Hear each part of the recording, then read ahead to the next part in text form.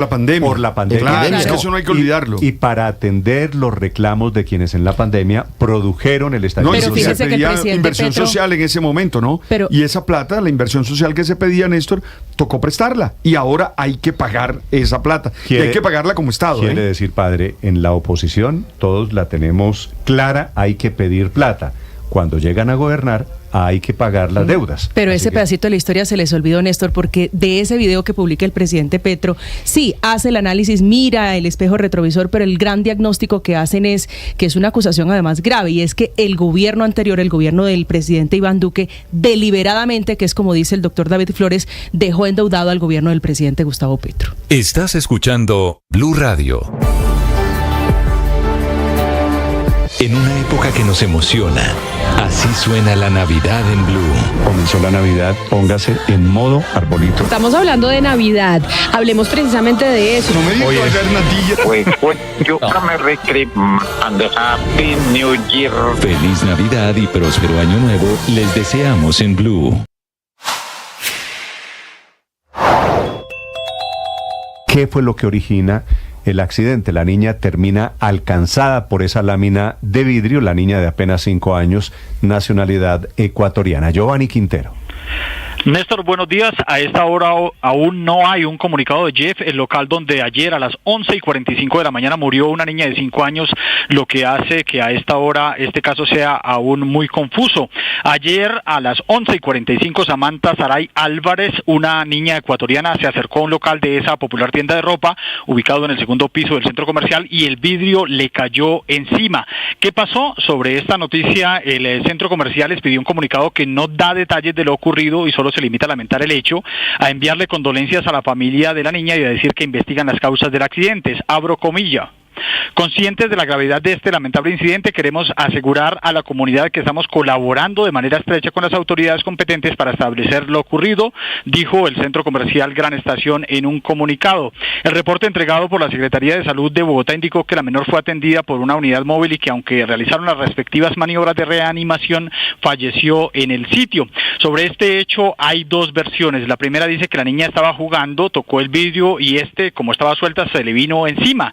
Sin embargo, otra versión indica que no pasó así, que la niña solo iba detrás de su mamá y ahí ocurrió la tragedia. Esto dijo un testigo a Noticias Caracol. Ella iba pasando detrás de la mamá. La mamá pasó primero y luego iba pasando la niña y el vidrio fue cuando le cayó encima. Néstor, aún quedan muchas preguntas por resolver de este caso, entre ellas dónde están los videos de las cámaras de seguridad, pero también la gente se pregunta en redes sociales, ¿quién debe responder? ¿Jeff, la popular tienda de ropa o el centro comercial Gran Estación?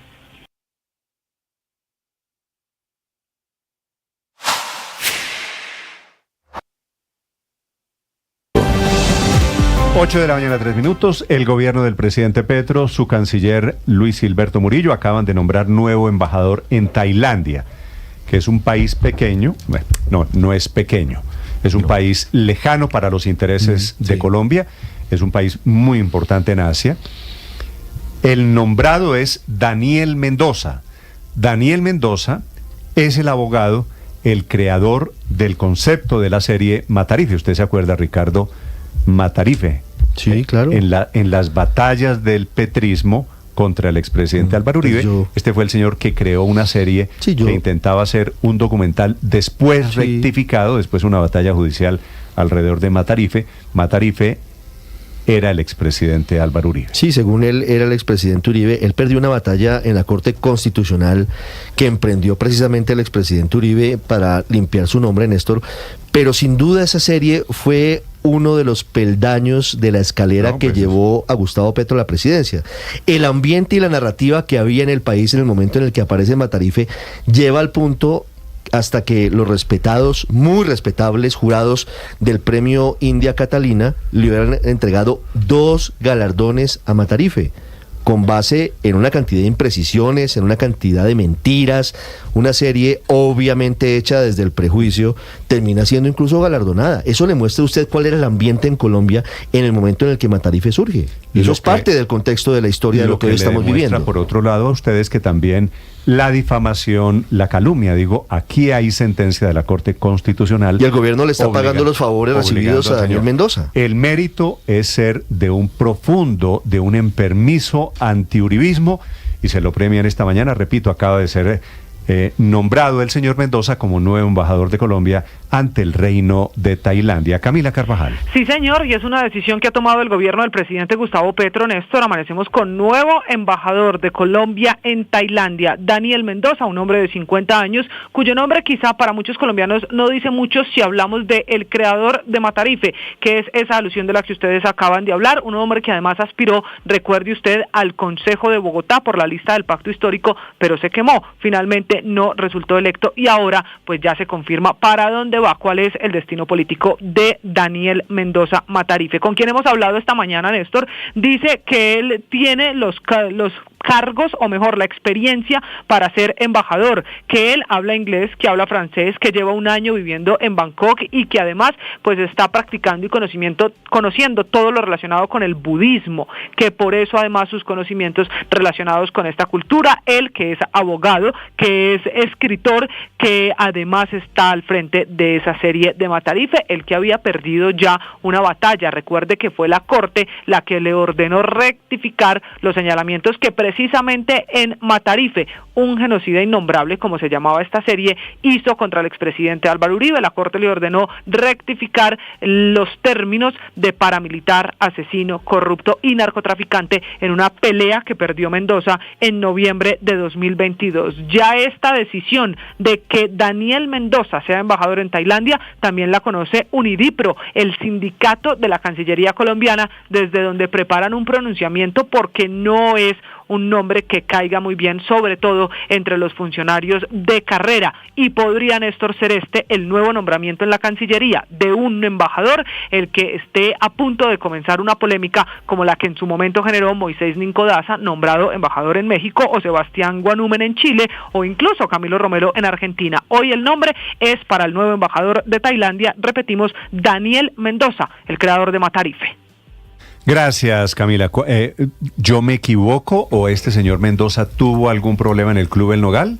Sí, claro, ese es el otro episodio. Acuérdese, Néstor, que él era socio del Club El Nogal, de allá lo expulsan porque dijo en redes sociales que los socios y la junta directiva eran corruptos. Hizo una acusación contra la junta y contra los socios del Club El Nogal. Entonces, en febrero del año 2017 lo expulsan y él comienza una batalla y un proceso que termina con decisión del Tribunal Superior de Bogotá, que declara nulas esas actas con las que habían expulsado del Nogal precisamente a Daniel Mendoza. En ese momento, amparando su derecho a la libre expresión, en 2021 es que se conoce esa decisión del Tribunal Superior de Bogotá que tumba las actas del Nogal. Ese es el episodio que quizá usted recuerda porque dio mucho de qué hablar. Vale. ¿Dónde vive Daniel Mendoza hoy, Camila? Esta mañana he conversado con él, Néstor, me dice que hoy está en Colombia, pero que él lleva un año viviendo en Tailandia. O sea, lo premian, vamos a pagarle el arriendo, básicamente. Pues él lo que cuenta es que está allí porque está haciendo un proceso de conocer la cultura, de avanzar en el conocimiento vamos que tiene de la cultura. Le pagamos el tour, le pagamos el curso. El sabático, perfecto. Sí. Muy bien. No hay problema alguno. María Consuelo, está muy bien. Usted que fue canciller de Colombia, para estos efectos, la gente del servicio diplomático dice cuál es el mérito de este señor o perfecto no solamente les tiene que indignar después de haber seguido y pasado los exámenes de la Academia Diplomática para ser diplomáticos, para prepararse, para tener mérito y acceder a las embajadas del Servicio Exterior colombiano, sino que hace pocos días, Néstor, les recuerdo que el presidente los insultó, les dijo a los de carrera diplomática que habían sido hijos de la oligarquía, que habían tenido acceso al servicio diplomático, y entonces no solamente los insulta, desconoce la meritocracia en el servicio exterior, sino que además nombra personas que no tienen ninguna preparación para ejercer los cargos de embajadores. Es lo de la preparación que dice María Consuelo, Néstor, es cierto, pero me parece aún más grave que hay un patrón, y es que a los bodegueros, mentirosos, difamadores, calumniadores, pues la ruta es diplomática. O sea, de verdad, es todo lo contrario a lo que uno se imagina con una representación diplomática, que sea alguien prudente, respetuoso, que le dé garantías a todos los sectores, porque tiene que hablar con todos los partidos en el país donde llega. ¿Sabe qué es lo que yo creo que está haciendo el presidente Petro con el tema diplomático?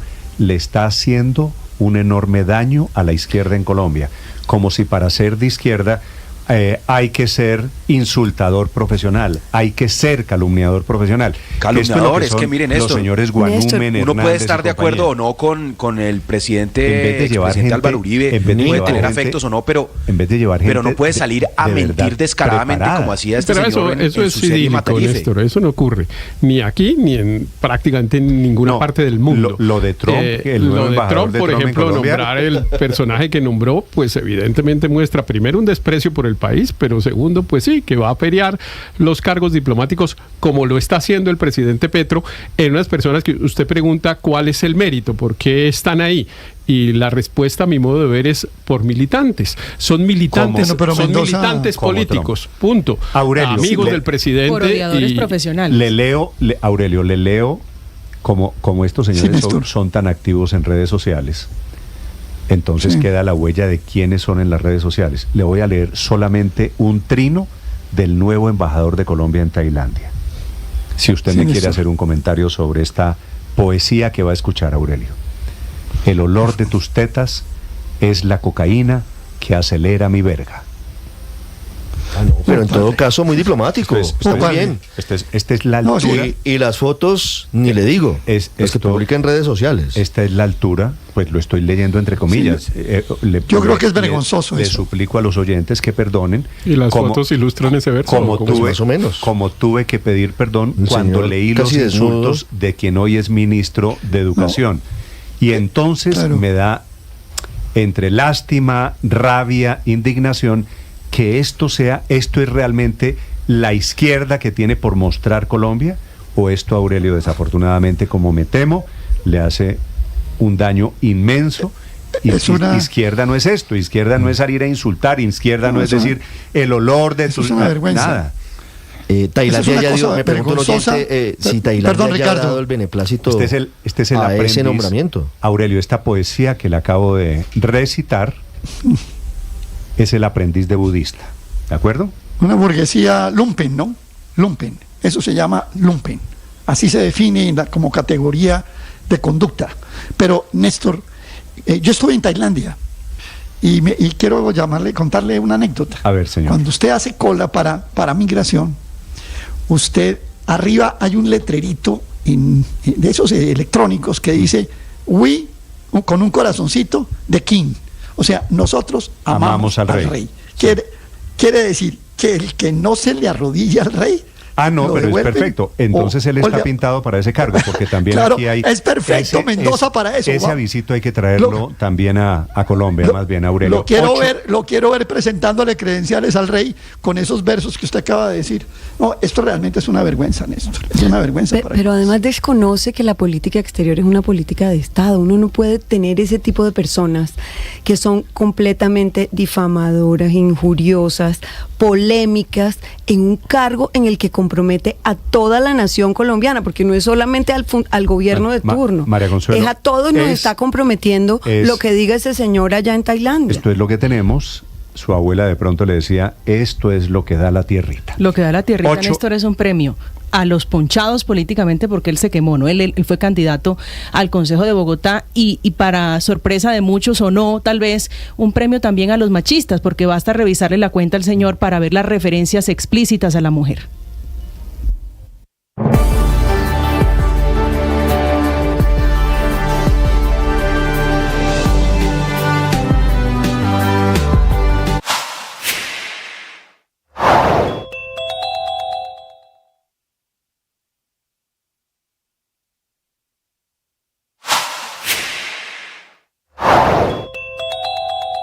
La Fiscalía llamó a juicio al ex senador y actual asesor de la Presidencia de la República, Armando Benedetti. Esto para que enfrente un proceso por injuria, debido a declaraciones que dio en varias ocasiones en 2022 contra la entonces directora del Instituto Colombiano de Bienestar Familiar, Lina Alvera Aiz. Esto por corrupción y robo de forma reiterada. Después de intervenir por 3 días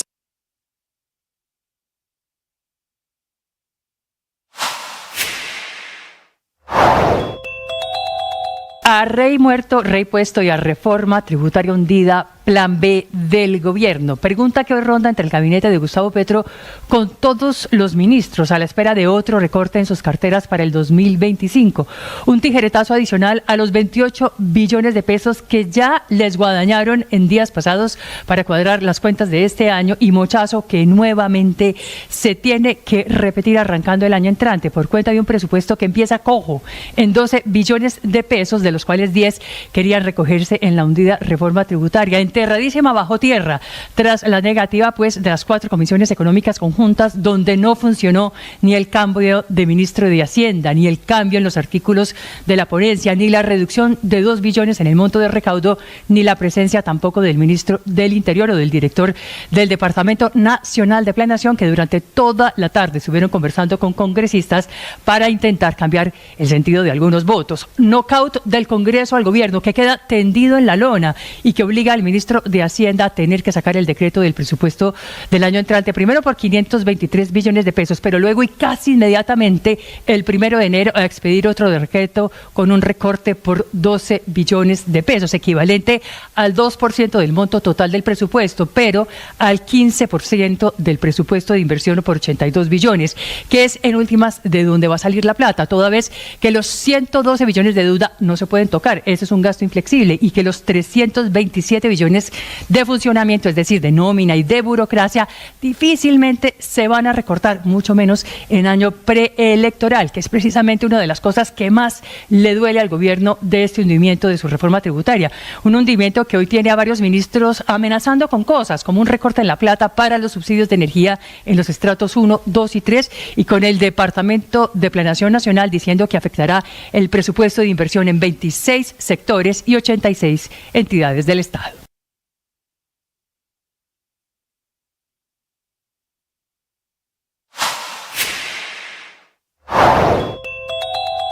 Una aclaración que me parece muy importante esta mañana. El ministro de Hacienda, hundida la reforma tributaria, le pregunta a una periodista de Blue Radio si había posibilidad de un default, como el gobierno se queda sin una plata muy importante, y el ministro de Hacienda, el ministro Diego Guevara, responde: vamos a estudiar todas las posibilidades.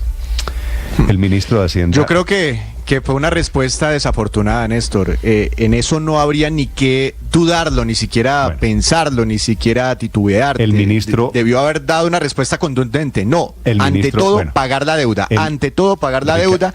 Miraremos el resto. Yo sé eso, y entonces le preguntamos al ministro de Hacienda: ¿qué es eso de que vamos a estudiar la posibilidad de un default?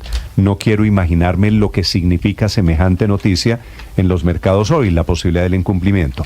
Responde muy amablemente esta mañana el señor ministro de Hacienda lo siguiente. Víctor. ¿Qué responde? Fue un lapsus. Muy amable. Fue un lapsus. Okay. El default no es una Blue posibilidad Radio para... y BlueRadio.com. Ahora 8 de la mañana, 18 minutos. Atención, mataron esta mañana a uno de los más importantes científicos rusos en una calle de Moscú. Estaba encargado de la modernización de los misiles y están culpando desde ya a los servicios secretos ucranianos en momentos en que, por otro lado, también están hablando simultáneamente, al tiempo con estos cañones de guerra, están hablando de la posibilidad de una tregua por Navidad entre Rusia, el invasor, y Ucrania, el invadido. Enrique Rodríguez, desde Europa. Aunque esa tregua tiene por el momento pocas posibilidades de salir adelante, porque quien la encabeza es el presidente húngaro Viktor Orbán, que es un hombre muy cercano a Moscú y muy poco a Kiev. Pero el nombre de esta mañana es el de ese científico, se llamaba, Mikhail Shasky. Trabajaba en la modernización de los misiles KH-59 y KH-69, que son los que las fuerzas rusas utilizan regularmente contra Ucrania. Ha sido asesinado esta mañana en la región de Moscú. Eso podría significar muchas cosas. Un crimen debido a cualquier delito convencional, pero claro, cuando sabemos que esta información llega desde la agencia pública ucraniana, que se llama Ukreinform, y que cita fuentes de los servicios especiales ucranianos, no es necesario haber leído todas las novelas de John le Carré para darse cuenta que posiblemente la mano de Ucrania esté detrás de este crimen.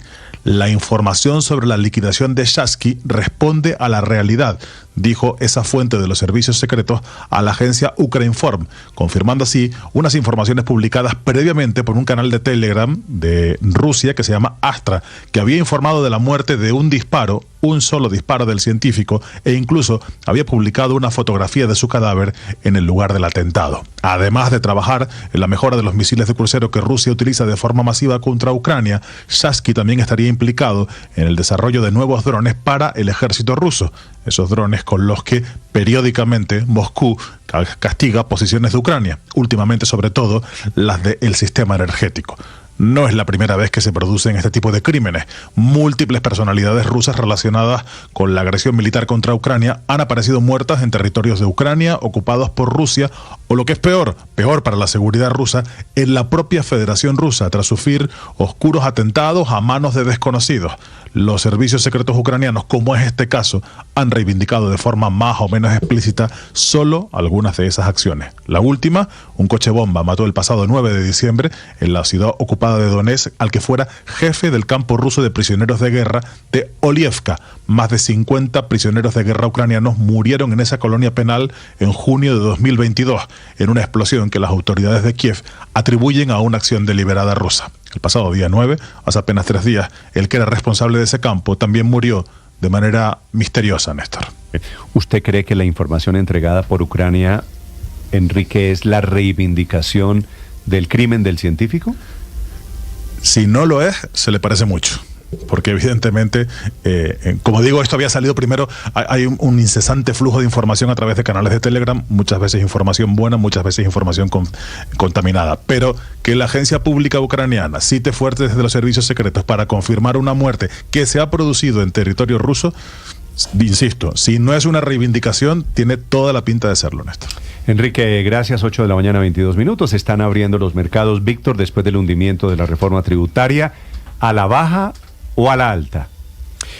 A la baja el dólar, y eso significa, Néstor, que hay tranquilidad en los mercados, no hay preocupación por el hundimiento de momento de la ley de financiamiento. Yo creo, Néstor, que fue clave que el ministro de Hacienda, Diego Guevara, rápidamente saliera a calmar las dudas y a decir con un no rotundo que el default en Colombia no es una posibilidad. Eso tranquiliza también a los mercados. El dólar está cayendo 27 pesos, cotización promedio 4.334 pesos. En el mundo el dólar estable frente a las principales monedas. En América Latina cae el dólar. En Brasil de pronto también nos estamos contagiando un poco del movimiento del dólar en nuestro país vecino, porque su Banco Central ha tenido que subir las tasas de interés por preocupaciones fiscales, y eso ha ayudado a contener la trepada que venía teniendo el dólar últimamente. El euro en pesos colombianos también baja 28 pesos, 4.563 pesos. Un dato adicional, el Banco Central Europeo está bajando en este momento sus tasas de interés en 25 puntos básicos. 8 de la mañana, 23 minutos. Hoy el gobierno tiene otro problema grande en Medellín. La Cámara de Comercio en Medellín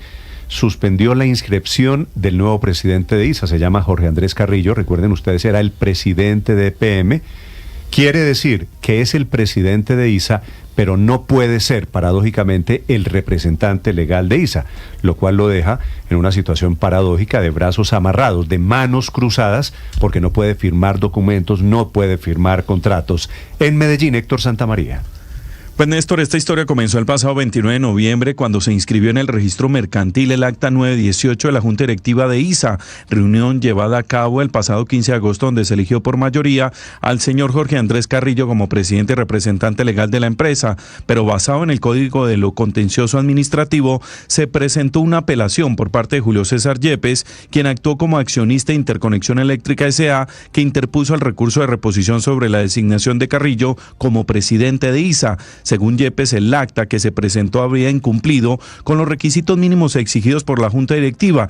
Es decir, Néstor, no se identificó la información que sirvió de base para tomar la decisión, tampoco aparecen las razones que los miembros de la Junta de ISA tuvieron para elegir a Carrillo, y menos de los que votaron negativo. Hay que recordar que la votación quedó 5 votos a favor y 4 en contra. Sandra Milena Montes, del área jurídica de la Cámara de Comercio de Medellín. Significa que hasta tanto no se resuelva el recurso de reposición también subsidio de apelación, esa inscripción no se encuentre en firme, que es necesario para que los terceros tengan plena certeza de que es el representante legal. El concejal de Medellín, Alejandro de Bedú, dijo que lo más preocupante, Néstor, como usted lo advertía, es que Jorge Andrés Carrillo no puede firmar ningún documento. Y eso significa que no puede firmar ni un solo contrato, no puede hacer ninguna actuación, ningún memorial, no puede actuar como representante legal, que es una de las funciones más importantes que tiene el presidente de una de estas compañías.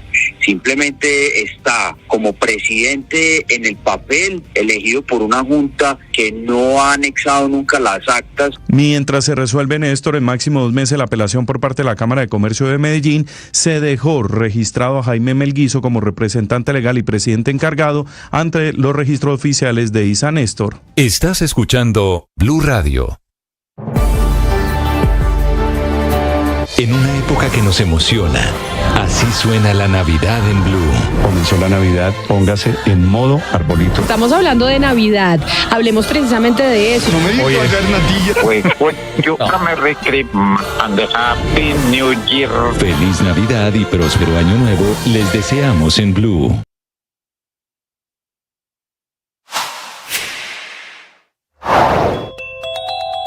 El presidente de los Estados Unidos, Donald Trump, nombró a Daniel Nuland como nuevo embajador de ese país en Colombia. Este hombre trabajó 28 años en la oficina del sheriff del condado de Orange, en Orlando, Florida, y según Trump, demostró habilidades excepcionales, logrando sacar de las calles a cientos de delincuentes.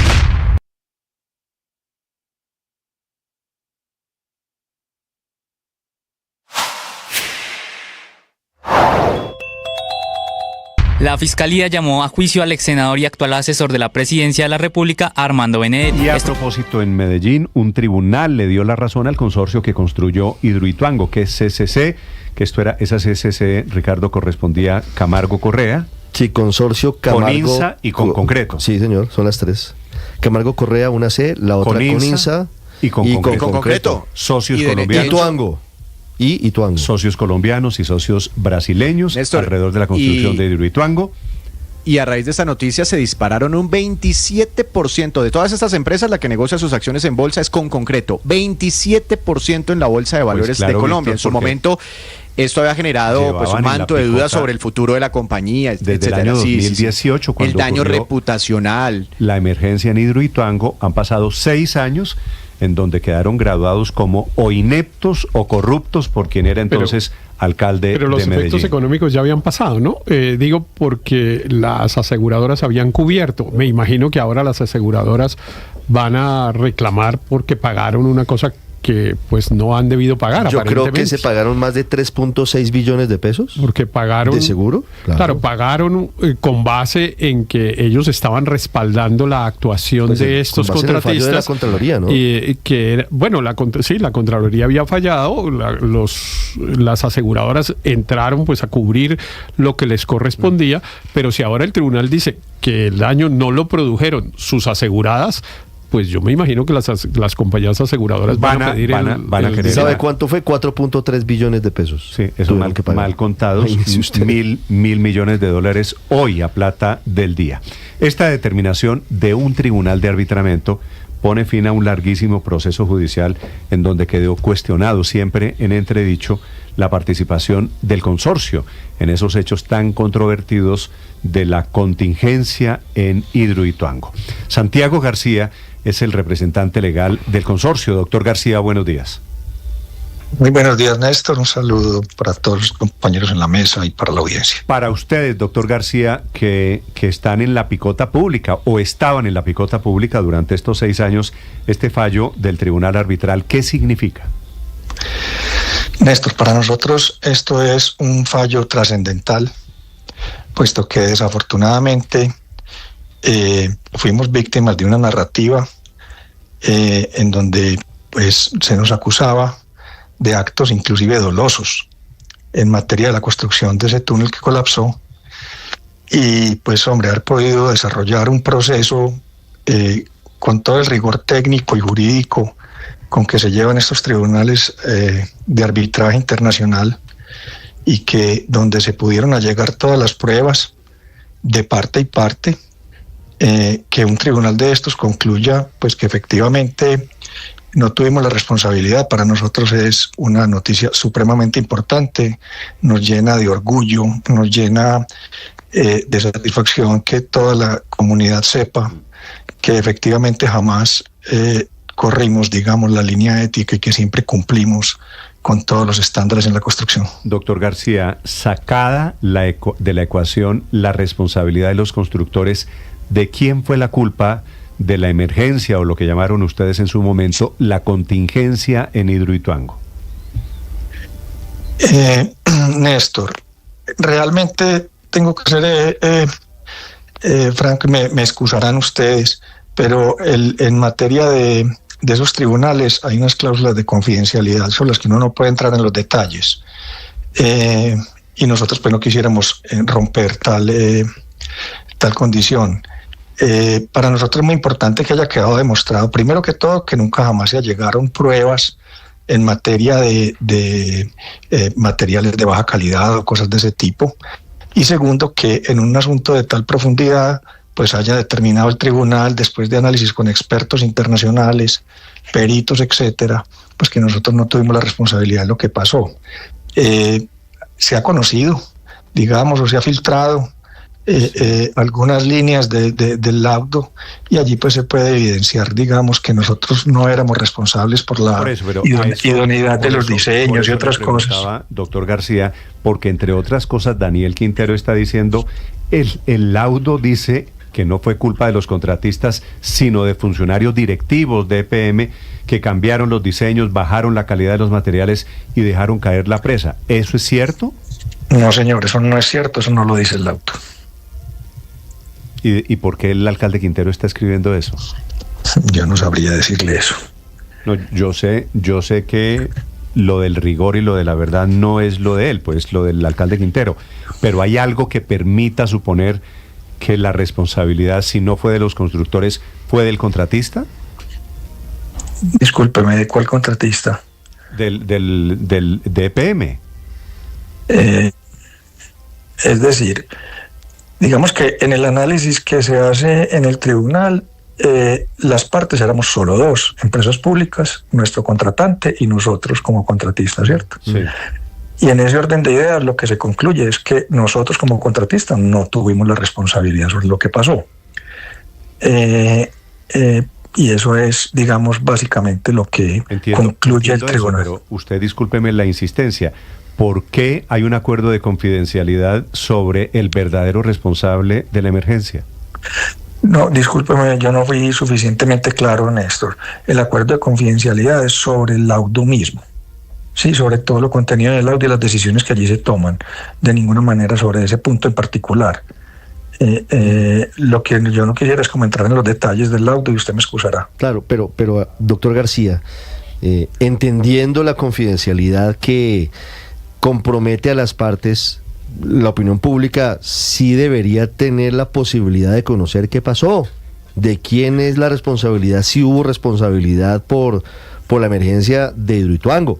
Y por eso la pregunta, porque Daniel Quintero, que no se caracteriza por ser una persona rigurosa con la verdad, dice que el fallo señala que hubo errores y que la culpa fue de EPM, cuando el alcalde era Fico Gutiérrez y el gerente era Jorge Londoño de la Cuesta. Sin entrar en detalles, ¿el laudo sí dice que la responsabilidad fue de EPM?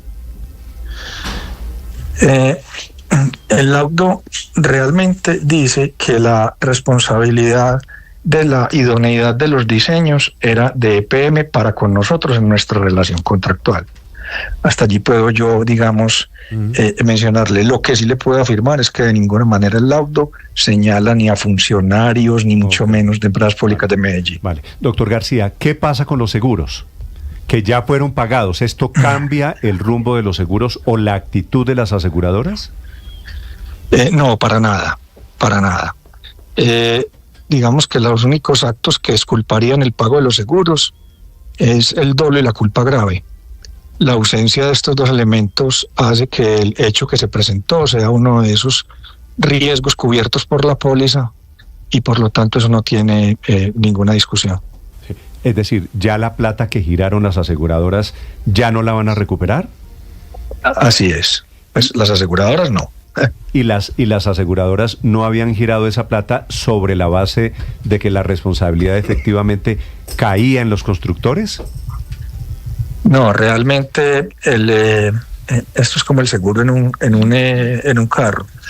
Es un seguro puro en donde simplemente si el evento que se presenta es de aquellos que está transferido a las aseguradoras, ellas pagan independiente de quién hubiese tenido la responsabilidad en lo que sucedió.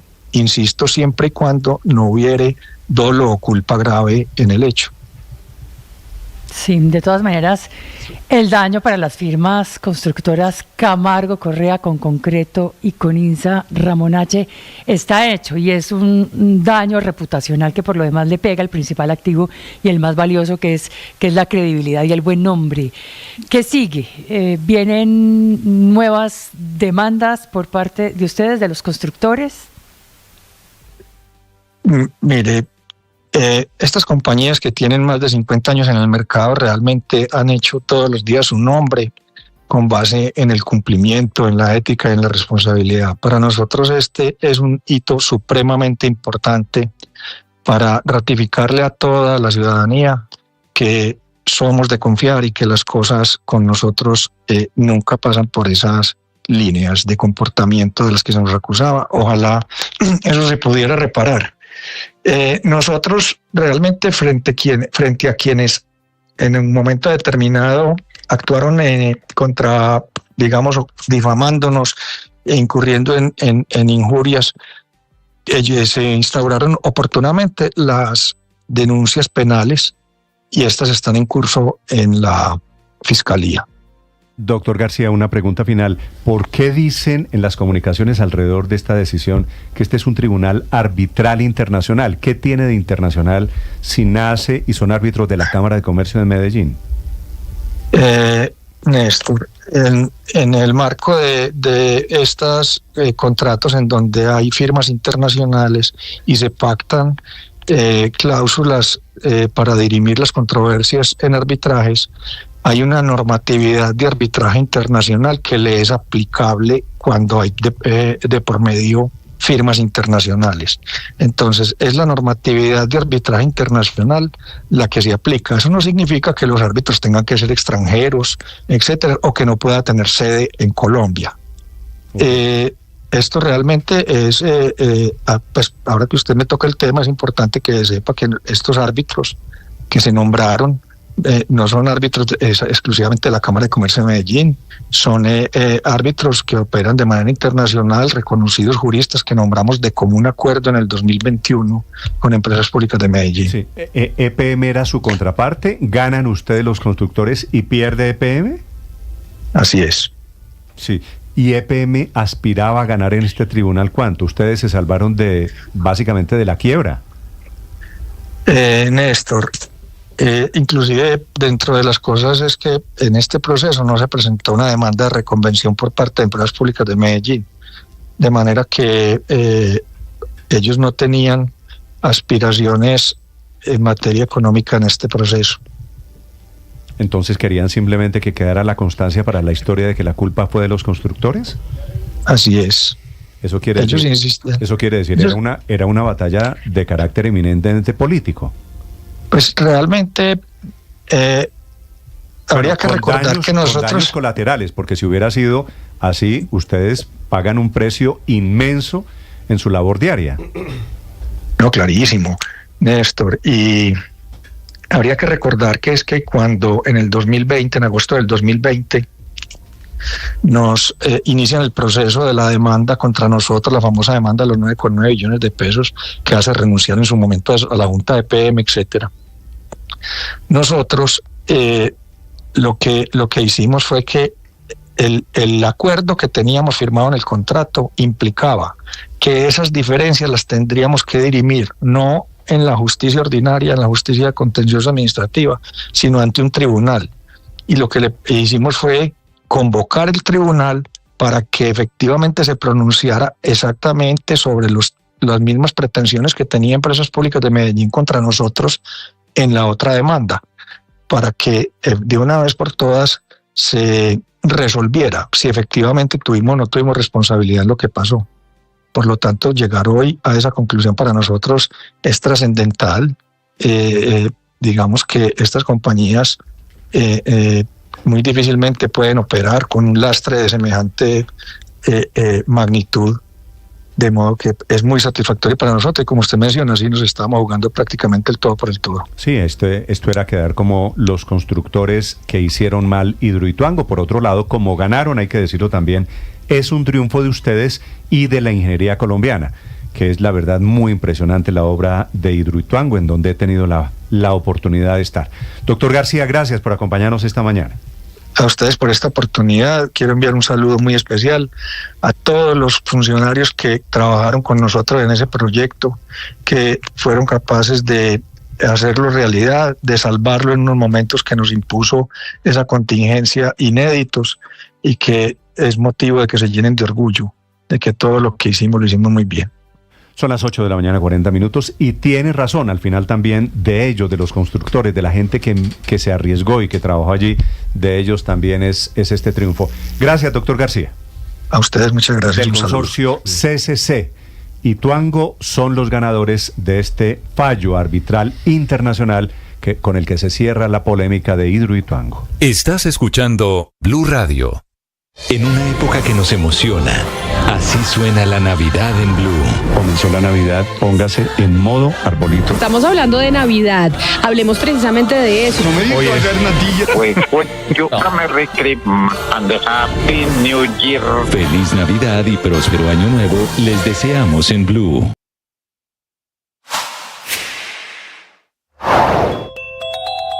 ¿Qué fue lo que origina el accidente? La niña termina alcanzada por esa lámina de vidrio, la niña de apenas 5 años, nacionalidad ecuatoriana. Giovanni Quintero.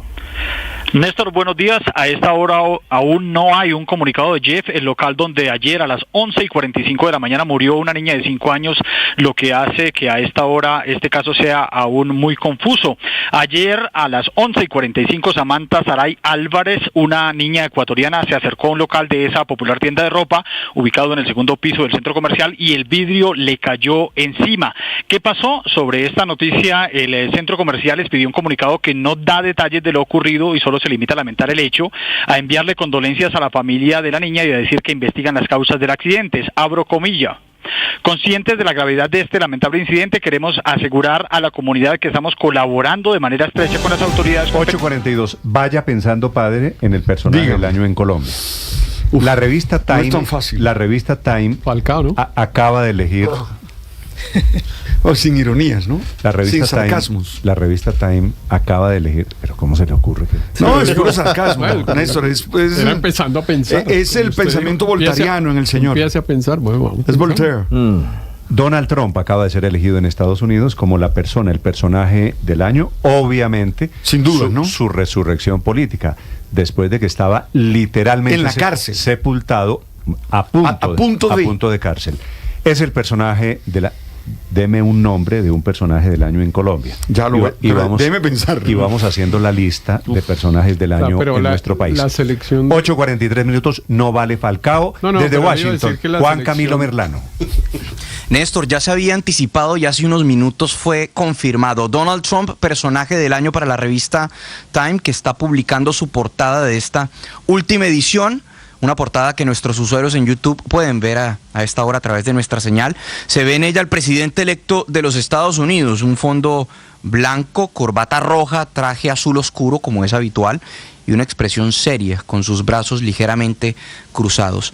A punto de asumir su segunda presidencia, todos nosotros, desde sus partidarios más fanáticos hasta sus críticos más fervientes, vivimos en la era de Trump, escribe la revista, que añade sus argumentos para escoger a Trump como personaje del año. Dice, por haber propiciado un regreso de proporciones históricas, por haber impulsado un realineamiento político único en una generación, por haber remodelado la presidencia estadounidense y haber alterado el papel de Estados Unidos en el mundo. El artículo que acompaña esta portada es de hecho un perfil extenso escrito por Eric Corteleza, quien estuvo junto al presidente electo en su residencia en Mar-a-Lago, en Florida, días antes de la celebración de Acción de Gracias. Es un artículo donde por un lado queda muy bien retratado como Mar-a-Lago, la residencia de Trump en Palm Beach, se ha convertido en un centro de poder desde donde se toman todas las decisiones en materia de designaciones o nominaciones, y como al mismo tiempo es un club en donde en cada rincón prácticamente se le rinde un tributo al presidente electo. Cortellessa destaca que el semblante y tono de Trump es bastante distinto al de su última entrevista con la revista hace 7 meses. Tiene el mismo tono, pero con un volumen más bajo, escribe. Hablaron durante 65 minutos. Al periodista le llamó la atención un moretón que tenía Trump en su mano derecha. Es de tanto darle la mano a miles de personas, es la explicación que le daba el presidente electo. Una entrevista en todo caso que trata de describir lo que Time llama como un renacimiento político, una resurrección política, luego de finalizar primero un mandato en 2021 en, abro comillas, desgracia, desconociendo los resultados de las elecciones del 2020 y con el recordado asalto al Capitolio el 6 de enero del 2021. Y ahora, habiéndose convertido en un presidente en medio de una campaña marcada por sus horas en una sala de audiencias ante un juez, un atentado en contra de su vida y otro intento de atentado, para finalmente convertirse en el primer republicano en 20 años en ganar el voto popular y quedarse con la totalidad de estados bisagra, los 7. Esto sin mencionar que también logró catapultar la victoria de su partido en la Cámara y en el Senado. Trump describe esta resurrección como, abro comillas, los 72 días de furia. Golpeamos el nervio del país. El país estaba molesto, dice el presidente electo en esta entrevista, que también cuenta detalles de momentos clave en la campaña de Trump, como por ejemplo cuando se dio cuenta que una postura radical frente al aborto le podía costar la elección y decidió suavizar su discurso, particularmente no apoyando una prohibición al aborto a la semana 16 de embarazo. Y al final la decisión fue que el discurso oficial sería decir, dejémosle la decisión a cada estado. En todo caso, es un perfil bastante extenso por parte de la revista Time, por parte del periodista, del personaje del año, el presidente electo Donald Trump. Es la segunda vez que se ha escogido personaje del año, ya en el 2016 había sido escogido también como personaje del año. En esta ocasión, por esta resurrección política, luego de los procesos judiciales, de los intentos de asesinato, para finalmente convertirse en el amo y señor del Partido Republicano y el presidente número 47 en la historia de los Estados Unidos, Néstor. ¿Personaje del año tiene que ser por algo bueno, Juan Camilo? Por el que tenga mayor influencia o incidencia sobre el mundo durante el año en curso, en este caso el 2024, y sin duda, Néstor, pues piense, Donald Trump. Juan Camilo, sí. Usted desde Washington, usted que vive en Washington hace tanto tiempo, desde allí, con el criterio de los medios norteamericanos, ¿me quiere decir quién le parece a la distancia el personaje del año en Colombia? Está bien difícil, Néstor. Pero mientras Juan Camilo piensa, le iba a decir que... Sí, tengo que pensarla, la verdad. La decisión... Piénselo, ya le pregunto, Juan La Camilo. decisión de Time de hacer recaer la designación de personaje del año en Donald Trump responde a esa pregunta que siempre surge, de si es una persona, digamos, que ha hecho cosas positivas o negativas. Claramente, como dice la revista, es para bien o para mal, ese es el personaje del año. Por eso aquí alguien me dice, bueno, si no le gustó a Néstor Falcao, propóngale a Armando Benedetti. Porque bueno, ese ha sido un personaje, ¿no? Ha estado por ahí rondando pues, en la resucitó políticamente. Sí. ¿No? Bueno, o sea, usted lo que me quiere decir es que Benedetti es nuestro Trump colombiano. Por la resurrección. No tanto, pero bueno, digamos, había como resucitó también. Sí, por el dólar, en el cambio por el dólar puede que sí, resucitó. Néstor, pero además estuvo en la noticia política. Bueno, aquí cuántos días hablamos de Benedetti todos a lo largo los días, de este año. Todos los días. Más por mal que por bien, pero todos los días. No sé, porque al final de cuentas, hoy Armando Benedetti lo que era un embajador en una embajada que no existía, una embajada irrelevante para Colombia. Y un asesor. Y llegó a ocupar un cargo no de segundo nivel en la Casa de Nariño. Del Néstor, para mí el personaje del año de Colombia tenga Benedetti, le quiero decir. Luis Ernesto, deme un personaje del año para usted en Colombia. 2024 es la selección Colombia. ¿Qué tal las alegrías que nos dio en la Copa América? Tuvo un cierre cuando están parados, agridulce. Cuando alguien no tiene un personaje y no ha querido pensar, dice o el presidente de la República o la selección colombiana. Yo adhiero. Pero ¿hace cuánto la selección Colombia no tenía el desempeño que está teniendo como este año? Deportista del año en deportes de grupo. Claro, pero si no hubiera terminado como terminó la eliminatoria, el personaje terminó muy mal. Pero terminó y además no ganó la Copa América. Pero si hubiera ganado, pues eso no tenía discusión. Pero entonces, no ganar la Copa América. ¿Personajes del año perdedores? Sí, es que aquí es para bien o para mal. Estamos llenos. Eligiendo fracaso. fracasados todo el tiempo como personajes del año en muchas partes. No, pero es como dice Colombia Ricardo, para bien o para mal. Colombia Y no no, ha fracasado. y no necesariamente modelos de conducta. Néstor, mire, si el personaje del año, si el personaje del año es la persona cuyas acciones han tenido o hayan tenido en el año más consecuencias, el personaje del año en Colombia es Olmedo López. Olmedo López fue el que con sus delaciones y con lo que hizo desató la tormenta política más grande que no deja de tener consecuencias. Olmedo López. Olmedo. Vale. Yo le tengo entonces el contrapersonaje. A mí me gusta como personaje. No hay las personaje. Cortes No hay o personaje. el magistrado no hay Chaverra. No hay personaje, no hay contrapersonaje, no hay antipersonaje. Un personaje. Un personaje, el magistrado Gerson Chaverra, me parece que es el personaje del año por la defensa de las instituciones, por la defensa de la independencia. En general, las Cortes Constitucional, el Consejo de Estado y la Suprema. Bueno, leo mensajes de personaje también. De hecho, hoy le van a dar un reconocimiento. Para mí el personaje del año es José Ignacio de Márquez, el premio anual a la rama judicial. ¿Sí, señor? Claro. Yo creo que a Chaverra no para se mí le el personaje ha hecho, del año Aurelio, es a Chaverra, al magistrado Chaverra, al negro conservador del Chocó, no se le ha hecho el homenaje. Ese señor es un gran personaje. No sé si sea el personaje del año, pero ese señor es muy importante hoy en Colombia. Personajes del año. Ya que nos metimos en esta, Aurelio. ¿Le doy el mío? Le doy, varios oyentes me dicen, dependiendo sus afectos políticos, no me vaya a echar la culpa porque esto es lo que me escriben aquí. Gustavo Bolívar, Vicky Dávila. Bueno, Vicky ha sido... No, pero nada. No, es un candidato presidencial. Ni Bolívar ni Vicky. No. ¿Quién más? O sea, ¿a quién más le proponen? ¿Qué es lo que han hecho? Pues, digamos. ¿Puede ser una corporación o tiene que ser una persona? No, es una persona del año. No, pero yo tengo uno que recoge varias personas. Me dice, no, también. No, la presidencia de la República, bien, genio. No, el cohecho. Para mí hombre, el personaje. El cohecho coge a todos. No, pero el cohecho. Aurelio, sea creativo, pero no tanto, no fregue eso. O sea, ahora un delito. El cohecho. ¿Me deja salirme de...? Claro, es el personaje del año, fue el cohecho. No falta que diga la inteligencia artificial. No, una mujer, Iris Marín, la defensora del pueblo. ¿Me deja salir del ambiente político? Espere un segundo, padre. Paola, dígame su personaje del año. Pues Laura Sarabia, como por moverlo de Armando Benedetti. Buen candidato. Sí, aunque Benedetti cumple todos los mismos criterios de Time para Trump, ¿no? Regreso de proporciones históricas, remodelando la presidencia, haber alterado el papel de los políticos en la historia. La presidencia también, pero qué exageración. Bueno, pues más poderoso que el presidente quedó clarísimo. Ambos, pero Laura Sarabia, Armando Benedetti. Que Benedetti es más poderoso que Petro, por Dios. A ver, échenle un poquito. A ver, escucho defensas, pero no tan creativas. María Consuelo. En política, yo creo que las mujeres congresistas personificadas en Jennifer Pedraza, Catherine Miranda, Catherine Jubinao, Paloma Valencia, o sea, de distintas tendencias, mujeres en el Congreso. Ese es mi personaje del año. Vale.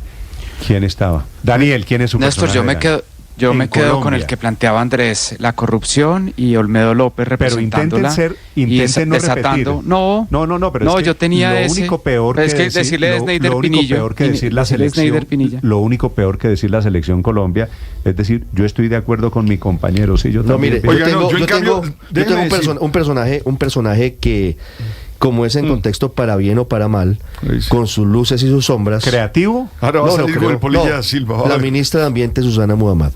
¿Por la COP? Por varias razones. No, por lo bueno y por lo malo. Por la COP16, que le salió muy bien, por su liderazgo. Por otro lado, lo que no es tan bueno es que el Ministerio de Ambiente ha ejercido una influencia paralizando los proyectos de infraestructura, los proyectos de exploración y explotación de gas, los proyectos de diferente índole. Todo pasa por el despacho de Susana Muhammad, que tiene que ver con desarrollo. Ricardo, ya, se la valgo. Bueno, me dice un candidato que no esté metido en toda esa vaina. Karol G, creo yo que es el personaje del año en Colombia. Mire, triunfando, llenó escenarios, su gira fue... Mire lo que hizo la gira internacional. En Madrid. Por la canción más 57, me imagino, padre. ¿Cómo se llama? No. Esa no la hizo ella, la hicieron de Karol G que se llama Culona. Gran personaje. ¿Se da cuenta? Sí, muy buen personaje. ¿Cuál es el lío? Pero en el mundo artístico hubo dos personas muy destacadas. Una Karol G, ¿cuál sería la otra? Taylor Swift. Pero mire, con unos conciertos muy impresionantes. Karol G está en la lista de las más oídas en el mundo. ¿Cómo se llama? Para mí es Spotify. Pero además, perdóname, Néstor, es que solo son 2 mujeres y de las que están en el top 10 de las más oídas de Spotify, y una de ellas es Karol G. Las demás no recuerdo y yo no conozco a ninguno de los otros 9. Estadio en Madrid 4 veces. ¿Hoy qué fecha? Pero sí es no recuerdo, pero ¿cuál es? Pero lo llenó 4 veces. ¿Hoy qué fecha es? 12 de diciembre. 12 de diciembre haciendo lista de personajes del año. Se acabó esta vaina. Estamos mujeres congresistas. Se fue el año. Me dicen Oiga, pero en defensa de Néstor, usted que me ha mancillado aquí con mi personaje del año. Esperen. Usted que me ha mancillado con mi personaje del año, que es la Selección Colombia. Quiero aclararle a Riveros, la Selección Colombia no es ninguna perdedora, es subcampeona de la Copa América y tuvo un extraordinario desempeño. Y si los colombianos no somos capaces de alegrarnos cuando lo hace bien la Selección Colombia, pues ¿de qué nos alegramos? El que queda de segundo es porque yo solo escucho a los colegas, si no hubiera perdido, escucho a los colegas diciendo que el personaje del año es la corrupción, el cohecho, digamos, todo lo negativo de este país. Tenemos que ser capaces de ver lo positivo. Yo estoy con el padre. Verle el culona de Karol G, maravilloso, también la Copa nuestra Selección Colombia, es decir, seamos capaces de ver lo bueno de este país, hombre, y más a final del año.